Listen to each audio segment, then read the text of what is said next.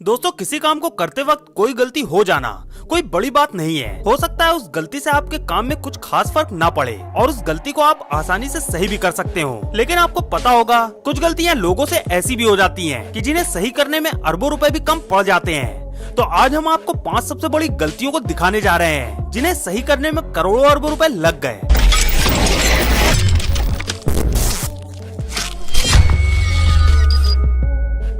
पिरपर alpha, जो कि एक ऑयल प्लेटफॉर्म है, स्कॉटलैंड के कोस्ट ऑफ एबरडीन से 140 किलोमीटर दूर समुद्र में, और इस प्लेटफॉर्म ने क्रूड ऑयल का प्रोडक्शन 1976 में स्टार्ट किया था। लेकिन समय के साथ साथ यहाँ से गैस का भी प्रोडक्शन स्टार्ट कर दिया गया। 1988 में एक छोटी सी गलती की वजह से यहाँ एक ऐसी दुर्घटना हुई जो बहुत बड़ी थी। 6 जुलाई 1988 को पंप प्रेशर सेफ्टी वाल्व्स को हटाया गया मेंटेनेंस के लिए, और पंप को मेटल टेम्परेरी डिस्क से सील कर दिया गया, और वर्कर को साफ साफ इंस्ट्रक्शन दिया गया कि किसी भी परिस्थिति में पंप को ऑन नहीं करना है। वर्कर की एक शिफ्ट खत्म होती है और दूसरे वर्कर की शुरू होती है, और कुछ वजह से इंस्ट्रक्शन भी खो जाते हैं, और जो दूसरे वर्कर ड्यूटी पे आते हैं उन्हें किसी ने भी इस सिचुएशन के बारे में बताया भी नहीं। और आप सोचो क्या हुआ, पंप किसी ने ऑन कर दिया, जिसकी वजह से प्रेशर पंप में इतना ज्यादा था कि जो टेम्परेरी डिस्क उन पंप में लगाई गई थी वो उस प्रेशर को संभाल ही नहीं पा रही थी, जिसकी वजह से ऑयल प्लेटफॉर्म पे एक बहुत जबरदस्त धमाका होता है और 150 से भी ज्यादा लोगों को अपनी जिंदगी से हाथ धोना पड़ता है। दोस्तों, जान के जाने के साथ साथ जो नुकसान हुआ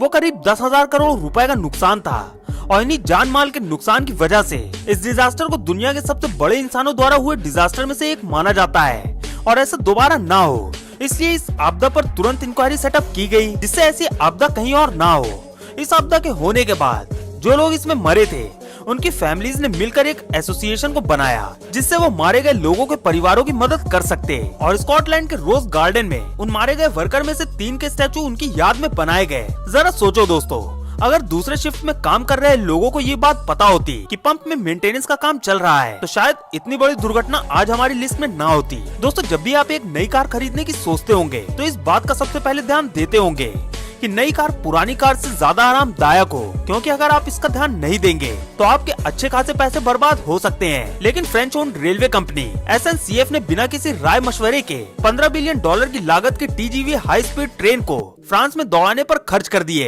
लेकिन जब ये ट्रेन बनकर तैयार हुई तो ये सिचुएशन के लिहाज से बहुत ज्यादा चौड़ी थी, जिसकी वजह से कंपनी को जबरदस्ती के 500 करोड़ रुपए स्टेशन को अपग्रेड करने के लिए खर्च करने पड़े।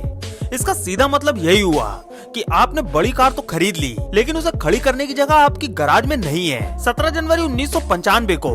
6.9 मैग्नीट्यूड का भूकंप जापान के कोबे सिटी में आता है। दोस्तों, ये भूकंप सिर्फ और सिर्फ 20 सेकंड ही लंबा था, लेकिन इतना ही बहुत था इस भूकंप के लिए, सिटी को बर्बाद करने के लिए। और ये 20 सेकंड कोबे सिटी के लिए इतना दर्दनाक था कि अगले कई दशक लग गए इस सिटी को दोबारा बनाने में। कोबे सिटी में आए इस भूकंप की वजह से कई बिल्डिंग बर्बाद हो गई, लेकिन जो सबसे बड़ा नुकसान था हॉन्शिन एक्सप्रेसवे का बुरी तरह से गिर जाना,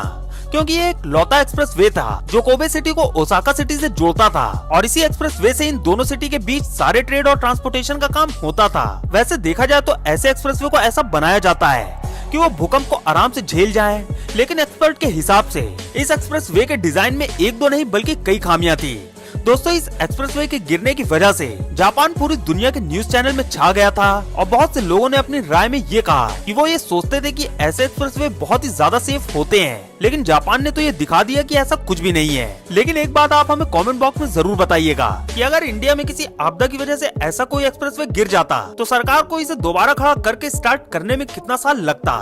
क्योंकि जापान ने ये केवल 1 साल में कर दिखाया, और नवंबर 1996 में फिर से इस एक्सप्रेसवे को खोल भी दिया गया। लेकिन आपको ये जान के हैरानी होगी कि इस एक्सप्रेसवे के गिरने और इसे दोबारा बनाने में लगभग 30,000 करोड़ रुपए का खर्च आया था, और ये तो सिर्फ इस एक्सप्रेसवे का खर्च था, जो कि कोबे सिटी में मची तबाही का 5% भी नहीं था। दोस्तों, उस समय आए इस भूकंप की वजह से कोबे सिटी को करीब 25 लाख करोड़ का नुकसान हुआ था। चलो, इस नुकसान की तो भरपाई समय के साथ हो जाएगी, लेकिन करीब 6,500 से भी ज्यादा लोग इस भूकंप की वजह से मारे गए थे, और कितने जख्मी हुए उनकी तो कोई गिनती भी नहीं है। दोस्तों, ल्यूजियाना में मौजूद लेक पेनियार एक समय में लोगों और खासकर स्पोर्ट पर्सन के बीच खासी मशहूर लेक थी, और इस लेक की अधिकतम गहराई 200 फीट थी, जो इसे इस राज्य की सबसे गहरी लेक भी बनाती है। लेकिन एक दिन ऐसा आया 1980 में खुदाई करने वाली एक कंपनी ने लेक के अंदर खुदाई करते करते गलती से नमक की माइन में ड्रिल कर दिया, जिसे diamond crystal salt company operate कर रही थी, और देखते ही देखते पूरी की पूरी माइन पानी से भर गई। दोस्तों, इसी ड्रिल की वजह से एक सिंक होल क्रिएट हुआ, जिसकी वजह से आसपास मौजूद कई सारे पेड़ और जमीन पानी में डूब गए, लेकिन इस डिजास्टर में किसी की भी जान नहीं गई और इस ड्रिलिंग कंपनी को 150 करोड़ की settlement money diamond crystal company को देनी पड़ी। उसके साथ साथ 120 करोड़ रुपए जो जमीन इस सिंक होल के बनने से पानी में डूबी और जो पेड़ पौधे को नुकसान हुआ उसमें भी इस कंपनी को देना पड़ा। लेकिन जो हो गया अब उसे बदला तो नहीं जा सकता, क्योंकि एक फ्रेश वाटर की लेक अब सॉल्टी वाटर लेक में बदल गई है और तो और अब इस लेक की गहराई भी पहले से ज्यादा बढ़ गई है। नवंबर 2002 में ऑयल टैंकर एमवी प्रेस्टीज जो कि 77,000 टन क्रूड ऑयल को लेकर समुद्र के रास्ते कहीं जा रहा था और एक तूफान में फंसने की वजह से शिप के टैंक में विस्फोट होता है और 13 नवंबर को ये जहाज कोस्ट ऑफ ग्लेशियर स्पेन में डूब जाता है। विस्फोट होने के बाद जहाज के अधिकारियों ने स्पेनिश, पोर्तुगीज, फ्रेंच गवर्नमेंट से नुकसान को कम करने की मदद मांगी, लेकिन तीनों गवर्नमेंट ने मदद करने से मना कर दिया और 17 नवंबर को जहाज पूरी तरह से समुद्र की गहराई में कोस्ट से 150 किलोमीटर दूर डूब गया और ये बताया जाता है कि उस दिन 1 करोड़ 80 लाख गैलन तेल पानी में बर्बाद हो गया, जिसकी वजह से 1000 किलोमीटर दूर तक पानी दूषित हो गया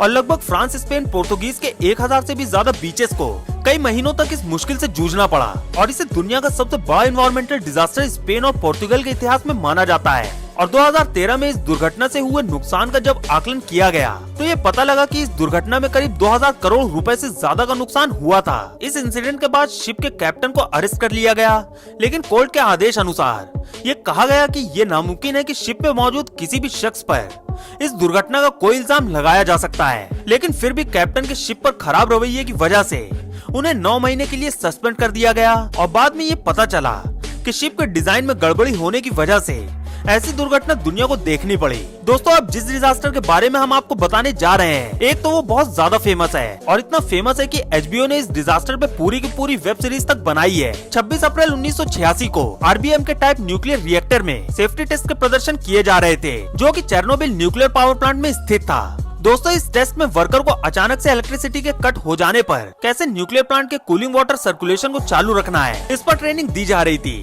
और इसी ट्रेनिंग के 1 मिनट के गैप में ही न्यूक्लियर प्लांट में मौजूद न्यूक्लियर रिएक्टर कोर ओवरहीट होने लगा और ये सोचा गया था कि बची हुई रोटेशनल एनर्जी टरबाइन जनरेटर की काफी है इस हादसे को रोकने के लिए, लेकिन अप्रत्याशित ढंग से पावर लेवल 0 हो गया, जिसकी वजह से रिएक्टर अनस्टेबल कंडीशन में पहुंच गया। लेकिन जो लोग इस पूरी चीज को ऑपरेट कर रहे थे उन्हें अभी भी कोई अंदाजा नहीं था कि क्या होने वाला है और वो रिएक्टर को शट डाउन करने में लगे थे, जिसकी वजह से एक जोरदार धमाका होता है और 50,000 से भी ज्यादा लोगों को